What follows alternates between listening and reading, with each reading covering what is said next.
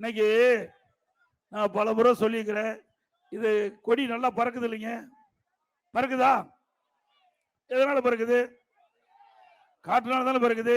காற்ற கண்ணில் பார்க்க முடியுமா? இப்படி கண்ணில் பார்க்காத காட்டில் கூட ஊழல் செய்கிட்ட ஒரே கட்சி திமுக கட்சியோடு தான். 2G ஸ்பெக்ட்ரம் ஊழல், 2G ஸ்பெக்ட்ரம் ஊழல். அப்படி கண்ணுக்கு தெரியாத காட்டில் கூட ஊழல் செய்கின்ற ஒரே கட்சி திமுக கட்சி.